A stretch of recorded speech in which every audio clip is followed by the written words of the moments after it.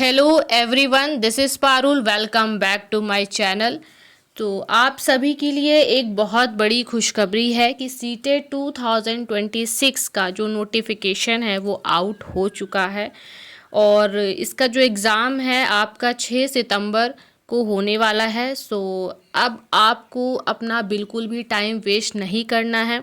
जो पढ़ाई कर रहे हैं उनके लिए बहुत अच्छा है, और जो अभी तक जिन्होंने सीरियसली नहीं लिया है वो अब सीरियस हो जाए, क्योंकि अब सिर्फ आपके पास 3 महीने का टाइम है।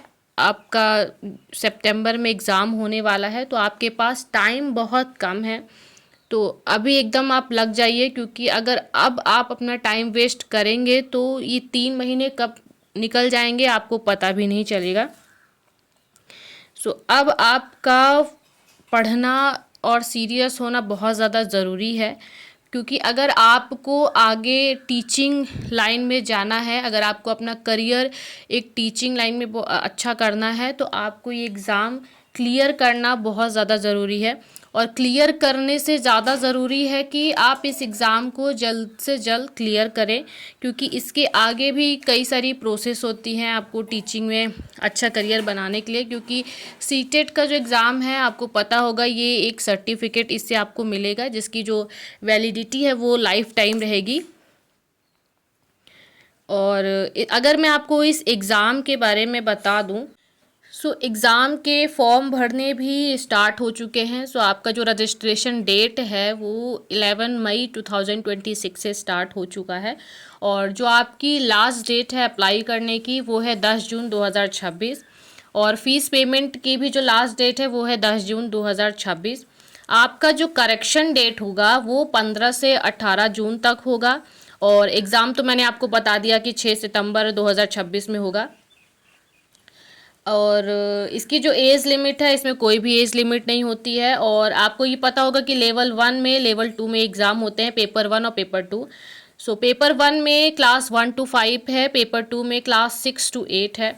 तो अगर मैं इसकी एलिजिबिलिटी क्राइटेरिया के बारे में आपको बताऊं, तो जो पेपर 1 है जिसमें क्लास 1 to 5 है, तो कैंडिडेट मस्ट हैव 12th पास होना चाहिए, और उसके पास DLED, JBT, BLED, B.Ed teaching qualification होनी चाहिए। और अगर मैं पेपर 2 की बात करूं, जो क्लास 6 to 8 है, उसमें candidate must have a graduation degree. वो किसी भी सब्जेक्ट से हो सकता है, उसमें ग्रेजुएशन डिग्री होनी चाहिए, और साथ साथ में B.Ed और B.Ed या फिर BLED की क्वालिफिकेशन होनी चाहिए। अगर मैं इसके फ़ीस के बारे में आपको बताऊं, पेपर 1 के लिए, अगर आप सिर्फ पेपर 1 के लिए अप्लाई कर रहे हो, तो जनरल और OBC की जो फ़ीस है वो है 1000, और SC ST PWD जो कैटेगरी है उसकी जो फ़ीस है 500। और अगर आप दोनों पेपर के लिए अप्लाई कर रहे हो, पेपर 1 और पेपर 2, तो आपकी जो जनरल और OBC की जो फ़ीस है वो है 1200। SC ST PWD की जो फ़ीस है वो 600 है। आप जो पेमेंट है वो ऑनलाइन भी कर सकते हो और कैश में भी कर सकते हो। और इसकी जो एज लिमिट तो मैंने आपको बता दी कि इसमें कोई भी एज लिमिट नहीं होती है। आपका जो एग्ज़ाम, अगर आप ये फॉर्म भर रहे हो, तो आपका जो क्वालिफ़िकेशन है, एजुकेशनल क्वालिफ़िकेशन, वो आपका ग्रेजुएशन होना ही है। एग्ज़ाम की ड्यूरेशन तो आपको पता है 2.5 घंटे 150 मिनट्स का होगा। और इसमें लैंग्वेज पेपर जो होते हैं वो हिंदी और इंग्लिश में होते हैं, लैंग्वेज और पेपर जो होता है। और एप्लीकेशन का तो पता ही होगा आपका, ऑनलाइन होगा। आपका एग्ज़ाम जो होगा वो ऑफलाइन मोड में होगा।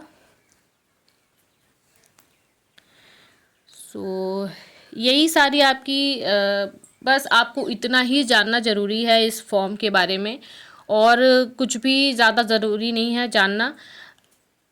आपको सिर्फ अपने एग्ज़ाम पे फोकस करना है, क्योंकि टाइम तो आपके पास बहुत कम है, 3 महीने का टाइम है। तो एकदम सीरियस हो जाओ और पढ़ो, क्योंकि 3 महीने कब चले जाएंगे आपको बिल्कुल भी पता नहीं चलेगा। और सबसे ज़्यादा जो ज़रूरी है इस एग्ज़ाम को क्लियर करने के लिए, तो मुझे लगता है प्रैक्टिस और PYQ। तो अभी तक तो आपने मे बी अपना सिलेबस तो 50% तो पढ़ा ही होगा। अगर नहीं भी पढ़ा है तो उसको जल्द से जल्द पढ़ लीजिए। और लास्ट के जो 1 मंथ होंगे उस पे आपको PYQs और प्रैक्टिस पे बहुत ज़्यादा ध्यान देना है, क्योंकि अगर आप PYQs को सॉल्व नहीं करेंगे तो आपको ये नहीं पता चलेगा कि किस तरीके के क्वेश्चन पूछे जाएंगे। और अगर प्रैक्टिस नहीं करेंगे तो आप जब एग्ज़ाम हॉल में जाएंगे और जब आपके सामने पेपर होगा तो आप उसको एक सही तरीके से नहीं सॉल्व कर पाएंगे। अगर आप घर में बहुत ज़्यादा प्रैक्टिस कर लेंगे तो आपके लिए बहुत ज़्यादा इजी होगा पेपर को सॉल्व करना, क्योंकि इस एग्ज़ाम में जो सबसे ज़्यादा ज़रूरी है वो है टाइम मैनेजमेंट। आपको 150 क्वेश्चन होते हैं 2.5 घंटे में, तो और क्वेश्चन लेंदी होते हैं बहुत ज़्यादा, ऐसे मतलब फैक्चुअल नहीं रहेंगे, ज़्यादा से ज़्यादा लेंदी क्वेश्चन रहेंगे, असर्शन में रहेंगे, असर्शन रीज़न में भी क्वेश्चन रहते हैं जिनको पढ़ने में थोड़ा टाइम भी लगता है। तो अगर आप घर में प्रैक्टिस नहीं करेंगे तो वहाँ पे आपको बहुत ज़्यादा प्रॉब्लम होने वाली है सॉल्व करने में। तो जितना ज़्यादा हो सके आप प्रैक्टिस करो, PYQs को सॉल्व करो, टेस्ट दो, तो ये एग्ज़ाम को क्लियर करना आपके लिए इजी हो जाएगा। और NCERT तो आपको पता ही है कि बहुत ज़्यादा ज़रूरी है पढ़ना। तो इस फॉर्म के बारे में जानना इतना ही ज़रूरी है, आपको बहुत ज़्यादा जानने की कोई ज़रूरत नहीं है कि इस फॉर्म के बारे में।